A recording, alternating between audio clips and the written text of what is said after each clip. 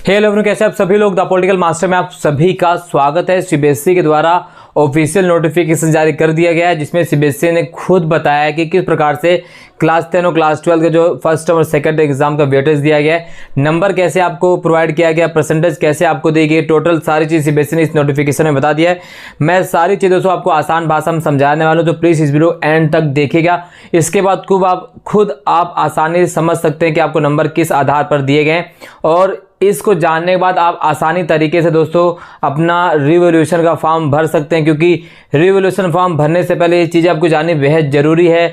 ठीक है, अगर आप अपना मार्क्स वेरिफिकेशन कराना चाहते हैं, अपना फोटोकॉपी प्राप्त करना चाहते हैं, तो ये सारी चीज़ों को करने से पहले, इन सभी चीज़ों को अप्लाई करने से पहले ये चीज़ें जानना आपके लिए बेहद ज़रूरी है, जो सीबीएसई ने अभी ऑफिशियल नोटिफिकेशन जारी किया है। सो दोस्तों, बात करते हैं कि सीबीएसई ने टर्म 1 और टर्म 2 का वेटेज किस आधार पर दिया है, मैं आपको बता दूं। चलो दोस्तों, तो यहाँ पर सीबीएसई ने जो नोटिफिकेशन दिया, तो यहाँ पर सीबीएसई ने नोटिफिकेशन में क्लियरली मेंशन कर दिया है कि जिस आधार पर हम यहाँ पर बात कर रहे हैं। सीबीएसई ने कहा कि भाई, जैसे आपने फर्स्ट टर्म में जो आपका एग्जाम हुआ था थ्योरी का, तो वो मैक्सिमम मार्क्स कितने का, 40 नंबर का फर्स्ट टर्म में था, 40 नंबर का। सेकंड टर्म का भी एग्जाम थ्योरी का आपका 40 नंबर का था। ठीक है, अगर फर्स्ट टर्म के प्रैक्टिकल की बात करें, तो फर्स्ट टर्म में प्रैक्टिकल भी आपका 10 नंबर था, और सेकंड टर्म एग्जाम में भी प्रैक्टिकल आपका 10 नंबर था, मैक्सिमम मार्क्स था।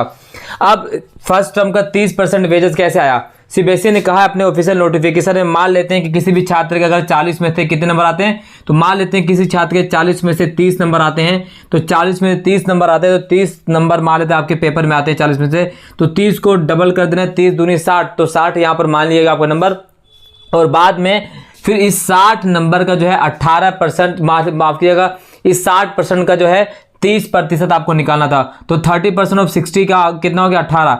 तो फर्स्ट टर्म में आपके अगर थ्योरी में 30 नंबर आए थे, तो आपके थ्योरी में कितने नंबर माने जाएंगे, 30% के हिसाब से 18 नंबर माने जाएंगे। ठीक है, तो जिन भी छात्राओं को, चाहे वो क्लास 10 में हो, क्लास 12 में, अगर फर्स्ट टर्म में आपके क्लास 10 और 12 में थ्योरी में जो है 30 नंबर आए थे, तो आपको 30 नंबर आए थे, तो अब वेटेज के हिसाब से आपको टोटल नंबर कितना दिया जाएगा, 30 नंबर दिया जाएगा। ठीक है, इसी प्रकार से प्रैक्टिकल की अगर हम बात करें, तो प्रैक्टिकल के आपको 10 नंबर थे मैक्सिमम, और इसमें से अगर आपको प्रैक्टिकल के 9 नंबर दिए जाते हैं, ठीक है, तो इस तरह से जो आपका मार्क्स कैलकुलेट होगा दोस्तों, वो किस आधार पर कर दिया जाएगा, तो 30%। ठीक है, तो 30% प्लस में ये, तो इस प्रकार आपको फर्स्ट टर्म में अगर 30 नंबर आपके आए थ्योरी में, तो आपको 18 नंबर यहाँ पर दिए जाएंगे।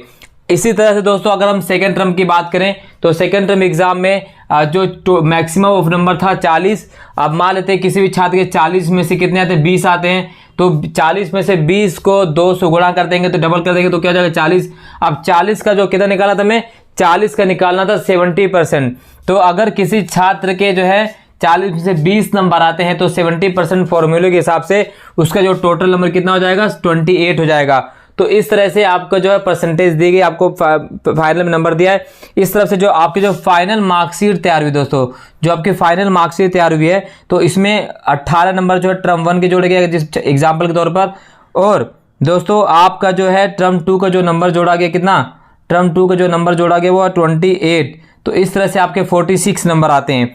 इसी प्रकार से प्रैक्टिकल 10 में से 9, और इसी प्रकार से अगर हम प्रैक्टिकल की बात करें सेकंड टर्म में, तो 8 10 में से, तो इस प्रकार 16 17 नंबर हो जाते हैं। तो ये प्रकार के थ्योरी प्लस प्रैक्टिकल को मिलाकर आपको टोटल नंबर कितने बनते हैं, 63। तो इस तरह से 63% आपको एग्जाम्पल के तौर पर बताया गया सीबीएसई ने, कि इस तरह से आपको जो है फॉर्मूला अपनाया गया, मार्क आपके कैलकुलेट किए गए सीबीएसई के द्वारा। तो सीबीएसई ने इस नोटिफिकेशन में ये भी मेंशन कर दिया है कि आपको मार्क्स का वेरिफिकेशन करने से पहले, ठीक है, मार्क्स का री-एवेल्युएशन कराने से पहले, ये सारी चीज़ें जो फॉर्मूला सीबीएसई ने दिया है, इसको आपको अच्छी तरह से समझ लेना होगा, क्योंकि इसी आधार पर ही आपको नंबर दिए जाएंगे। तो जिन भी छात्रों के इस तरह से नंबर आए, अगर थ्योरी में 40 नंबर आए, तो उसके हिसाब से 30% वेटेज के माध्यम से 30 में से उसे 18 नंबर दिए गए हैं। ठीक है, इसी प्रकार से 30 प्रैक्टिकल में 10 आए तो उसको 9 नंबर मिला है। सेकंड टर्म में प्रैक्टिकल में 10 आए, 10 कहे तो उसे 8 नंबर दिया गया है। तो ये टोटल जो सीबीएसई ने बता दिया कि आपको मार्क्स किस आधार पर दिए गए हैं पूरा ऑफिशियल नोटिफिकेशन में दोस्तों। और ये चीज़ जानने के बाद ही आपको आगे मार्क्स के जो वेरिफिकेशन के लिए अप्लाई करना होगा, अन्यथा जो है सीबीएसई कहना है कि ऐसे में आपके मार्क्स डिक्रीज होने की संभावना ज़्यादा है।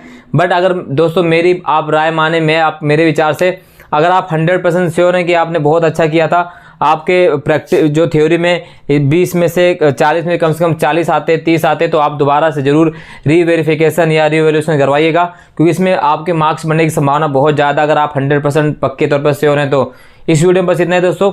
वीडियो अच्छी लगे तो लाइक शेयर कमेंट जरूर कीजिएगा। चैनल पर नए तो चैनल को सब्सक्राइब करना बिल्कुल भी ना भूले। बहुत बहुत धन्यवाद दोस्तों। जय हिंद।